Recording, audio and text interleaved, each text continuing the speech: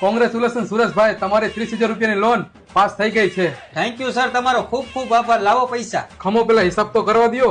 10% insurance કપા હે એટલે કે 3,000 રૂપિયા. ઇન્સ્યોરન્સ ને પૈસા કપાય? કપાય તો ખરી ને ભાઈ, કાલ સવારે તમને કઈક થઈ જાય તો. હા વાંધો નહીં, કાપી લ્યો, બીજા પૈસા લાવો. ઇન્સ્યોરન્સ નું 5% જીએસટી એટલે કે એના 1,500 રૂપિયા અલગથી કપા હે. એમાં જીએસટી કપાય? હા.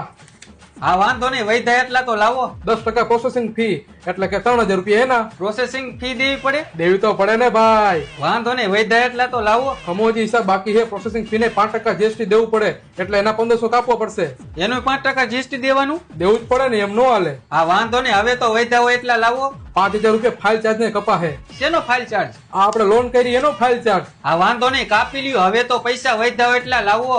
3 EMI એડવાન્સ માં કાપવો પડશે, એના થાય 9,000 રૂપિયા. પણ એડવાન્સ માં કા ઈએમઆઈ કાપવા પડશે? કાપવા જ પડે ને, તમારું મોઢું જોઈને લાગતું નથી કે તમે હપ્તા ભરશો એમ. વાંધો નહીં, કાપી નાખો. હવે તો વૈધા હોય એટલા લાવો. 3 EMI એડવાન્સ નું 5% જીએસટી કપા હે, એના 4,500 રૂપિયા. એડવાન્સ ઈએમઆઈ ની જીએસટી લાગે? નિયમ. હા વાંધો નહીં, એ કાપી લ્યો. પણ મારા ભાઈ હવે તો વૈધા હોય એટલા લાવો. પણ હજી હિસાબ તો કરવા દો. 2,000 રૂપિયા એગ્રીમેન્ટ ના કાપવા પડશે. એગ્રીમેન્ટ ને કાપવા પડશે? કપાય તો ખરી ને ભાઈ, નિયમ. હા કાપી લ્યો. હવે ધાણા ભેગા ધાણા. હવે લાવો વૈધા હોય એટલા નાણા.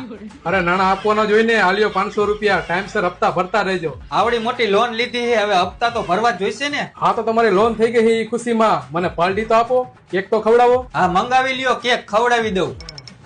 કેક દીજો તો ભાઈ ઓફિસમાં.